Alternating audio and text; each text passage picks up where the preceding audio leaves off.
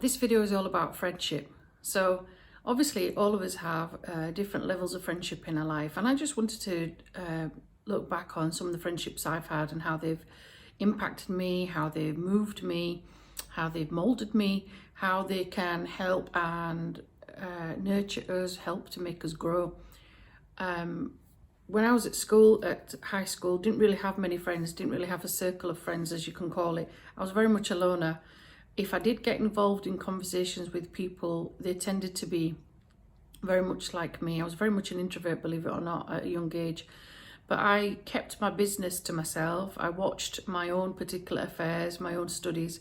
Didn't really get involved in this like clique of friends that you get at school, where you've got like the in crowd, and then you've got the out crowd, then you've got the cool crowd, then you've got like the gang of kids that sort of like stick together. There's all these different sort of dynamics, isn't there, in regards to like friendship groups at school. Some people stick to those friendships for a very long time for whatever reason, and some of us don't. When we go our separate ways, when we go to college, university, work, whatever it is that we end up doing, we don't necessarily stick to those groups of people. And that's why I'm reflecting, because sometimes it changes when you get into your 20s and you're off to university maybe, or some of you are off working. Those friendships change yet again, and the friendships end up where either of you go to university or your jobs, you lose contact, you lose the distance, you lose the connection that you once had that was once really, really strong. And then other friendships come into your life where you feel like the other person is literally like your sibling, although they're not blood related, but they practically feel like they are. They feel like this is someone who I have known for a very long time in my life, and someone who feels just like me, which is really weird. Now, those friendships, they will last you a long time. If you're lucky and you're fortunate to have those types of relationships, they will last like 20, 30, maybe even 40, 50 years if you're lucky. Then the generation obviously that we have now, very, very different to the times prior, where some friendships did last, till to the end of time. Sadly, it's not like that anymore. You've also got friends who will come into your life and stay for short periods of time as well. And sometimes it's because there's a likeness for each other, there's a bond with each other, you've got trust with each other as you're growing up and as you're going through changes and facing changes. And then the weird thing is that suddenly, without you even realizing it and the other person realizing it, you end up apart. Someday, without warning, literally you're not part of each other's circle, so to speak, anymore.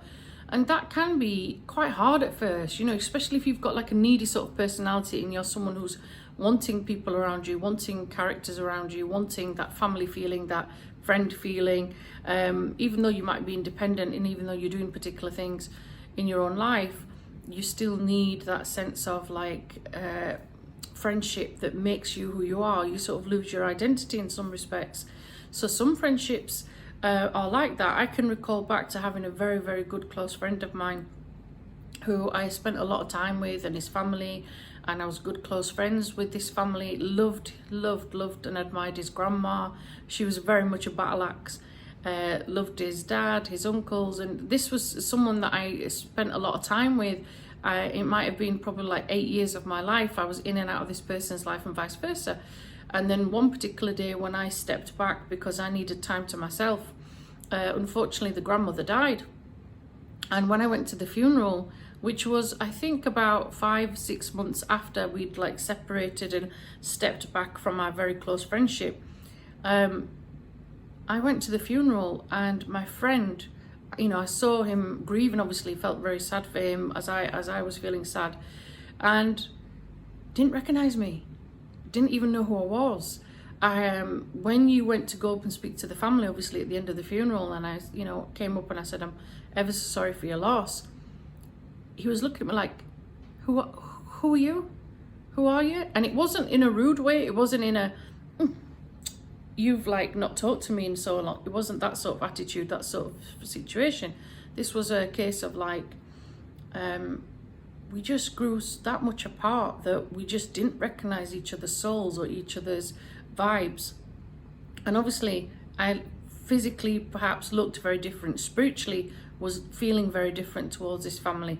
I didn't have beef with him, as we say back home in England. I didn't have beef with him, but it was a case of like we'd outgrown each other, and it took him a while to register and to click who I was. And I'd said to him, you know, in the funeral, I was like, hello, it's me. And he had this face of like just anger, God knows why, but he did. So there are friendships like that. Now, I will always remember the kindness that family has shown me, the love that family has shown me, and it will stay with me for a long time. However, we're not in each other's lives anymore. So sometimes you part ways like that. There are times when you have some friendships that come into your life momentarily. It could be for a couple of months, it could be for a year. This is what I'm saying to you, that some friendships are like that. Each of you are there, I guess, to resonate with each other, to reciprocate with each other, that there is something within your lives that you need. Depending on where you are in your situation, whichever country you're in or working in, you'll also have allies and friends within that work unit and that circle that you are part of. And again, that changes as well, depending on the dynamics and depending on, I guess we could go back to the concept of ego and id, and also the concept of like work dynamics and how to fit in and how not to fit in and how to be part of the party politics, so to speak. In your own personal life, again, like I said to you, some friendships you will have going forward, some friendships will totally surprise you. You'll have people that you really didn't think were an ally, that were an anchor of support, that were help for you, and they'll surprise you. They really will surprise you. Sometimes without saying a word to you, they'll say, you know, maybe smile and acknowledge you, but they can feel your energy, they can feel your vibrations, they can feel your presence and your energy. And when you're having a bit of a bad day and you're out of it, it's those silent friends that come out and you realize, whoa, okay, where's this person been? Because actually that's a good person there. That's a good person I trust.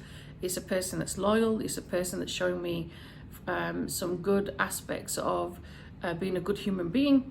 And why didn't I notice that person as a friend before? Why were they not part of my circle? So that can be interesting as well. Sometimes you'll have situations where a friend of yours will seriously betray you as well. And sometimes that takes the roots away, you know, the foundations of trust that you've had, the foundations of love and respect and loyalty. Sometimes you will feel extremely hurt and betrayed and be sat there wondering, why has this person decided to do that to me? Why has this person decided to sort of turn me into being the bad guy? And there are times when you look back at that friendship and relationship and realize perhaps the two of you are enabling each other. And without realizing it, you're causing a bit of toxicity between the two of you. And the two of you need a little bit of a break. You need a setback. And you need to, for your own personal agenda, do self-care and do self-love. And part of that is stepping away for whatever reason. And it can be that you just go and work away on yourself, or you go and work away on your dreams, your passions, whatever it is that you're working on. Sometimes people really just don't respect that. They don't understand it, and that's why you end up being the bad guy. And it takes a while to re-establish, I guess, those boundaries and enact that friendship and try to start again. And that is hard work. Okay, it is hard work. And it's took me a while to see that in some of the friendships I've had in my life.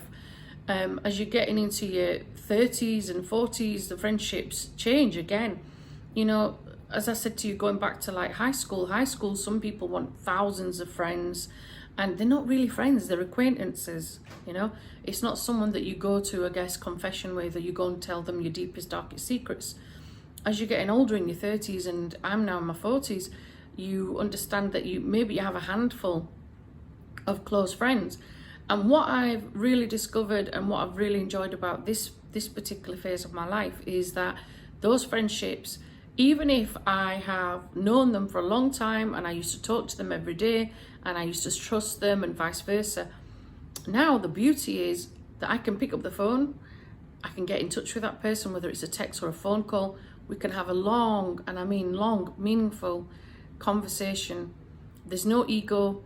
There's no, oh, you didn't call me, you didn't try, none of that. It's actually coming from a place of mutual love and respect, where you can just pick up the phone and carry on like it was yesterday. And that's a real beauty when you're in your 40s. Those types of friendships mean everything, because you're growing.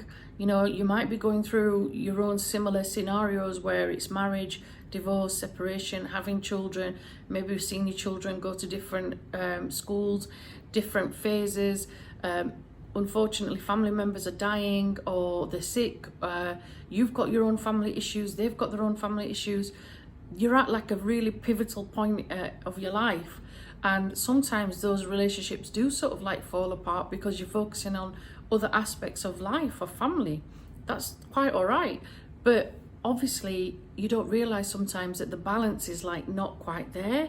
It's sort of, it's not level, it's not straightforward as you'd like to think. Sometimes there's this particular thing taking your time, this, and it's out of sync. So when you do like refocus and you look at those particular aspects of your friendship, you sort of admire and appreciate the things that matter. So I'm not sure what my 50s are going to entail. I'm not sure what my 60s are going to entail. But God willing, those friendships stay around. And as I've said, you get to a point where you realise that you can touch base and you can still reconnect or connect, whether it's through the mobile or whether it's face-to-face or whether it's visiting them. That friendship and that bond still remains. So if you're really lucky to have that in your life, appreciate it. Appreciate it. And you know, during these times especially, you tend to sit back and you tend to reflect and you tend to think about the friends that perhaps you have, without realising it, lost a bit of contact with, lost a bit of focus with. So get in touch with those friends, rekindle that friendship if you need to. And obviously if there are people that are toxic for whatever reason, take a stand back, walk away. Don't interconnect with that person anymore, because they're just not worth your energy, they're not worth your time. That's all for now. I'm sure I'll do another one of these on a different topic another time. Take care everybody, look after each other, look after your friends, look after your family and loved ones. Take care, bye for now.